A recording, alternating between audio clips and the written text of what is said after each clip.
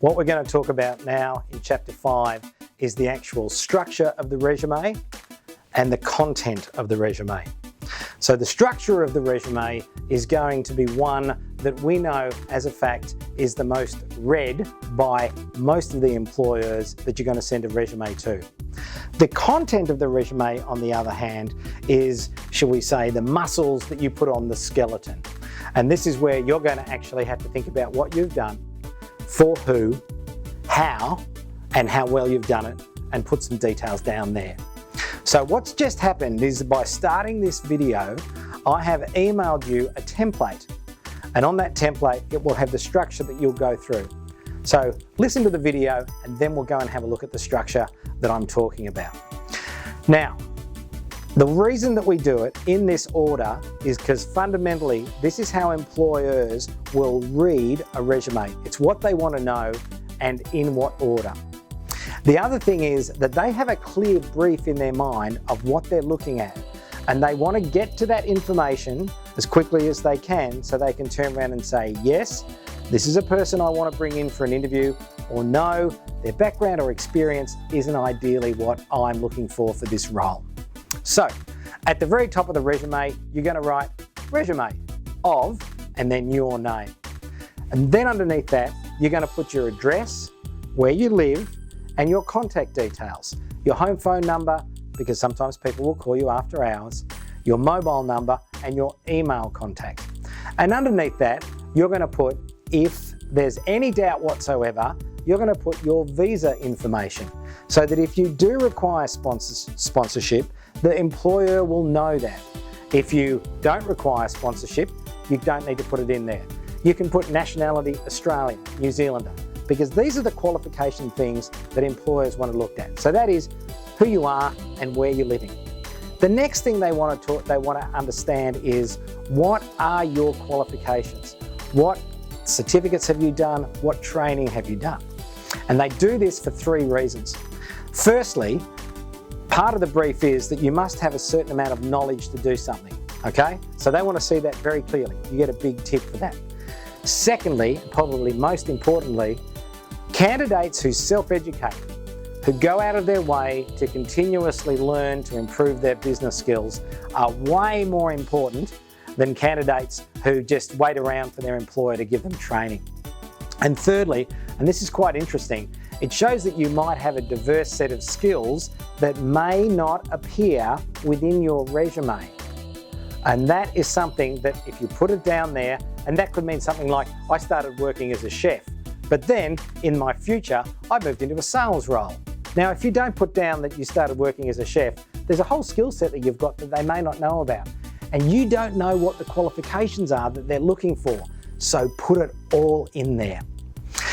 Then we're going to get to the employment details. And this is an absolute stickler, and there's a couple of things that you've got to do here. So to start off with, we are going to write our employment history chronologically backwards, which means we're going to start with the job we're doing now, or the job we've been doing most recently. We're going to put down the name of the company that we work for, and then we're going to put down the location of that company. Crucial. So many people don't put it down. The next thing, and this is once again so vital to give the potential employer information, we're going to put down 2 sentences just describing what your current employer does. 99% of resumes that I've read don't have this. It will say, ABC Engineering, sales representative. And I go, what the hell's a sales? What's ABC Engineering? What do they do? Then you've got to go and do the research. If you provide the information, once again, what we're looking for here in your resume is to provide a potential employer with some common ground. So they can go, yeah, that would be suitable to this role. Yeah, that's a background that I would think would be advantageous for doing this role well. So company, location, 2 sentences, what the company does. Now we're going to start off with the bullet points of what your responsibilities are. This is where you don't put down War and Peace of 20 points of every little thing that you would imagine, because a lot of it is common sense, okay? What you want to put down is the essence of what you do. What are the major responsibilities that you have? Some of the resumes we get will list 30 or 40 things, and it is just unbelievable. You're virtually saying to a client, I don't know what to put here, so I'm just going to put down everything I can think of, and they've got to wade through it. And what they want is the essence of what you do. Once you've got those responsibilities, then the most important thing, achievements. And that's how well you've done it.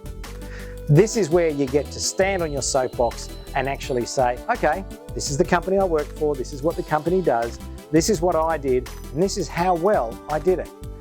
If you work with numbers or with budgets or whatever, use percentages, right? If you're working with customer satisfaction rates, use those. If you're working with production lead times, if you're working with delivering projects, stipulate how well you have done your job. And then go on to the next employer. Same thing gets repeated again. What you're going to do is you're going to do that for about the last 5 years. If you've been working in the same position for 5 years, 2 thumbs up, that's great. Once you get past 5 years, we're not going to put in that much information, because if you're 40 years old, I don't need 10 bullet points on what you did in your first job as a sales cadet 20 years ago. It's just not necessary. Once you've actually listed all of your employment history down, then you're going to have a section under here where you're going to call it special skills. Now, special skills or special skills and knowledge is where you'll list down the IT programs that you can use, the software programs that you can use, the equipment that you might have dealt with. And by equipment, that could be anything from front-end loader backhoes to pumps to manufacturing machinery, to anything that you've been exposed with that you have a working knowledge of. Because once again, remember, we are looking for something where the client will find common ground with your resume. And this special skills and details is absolutely crucial for doing that. Underneath that, you're going to put personal information.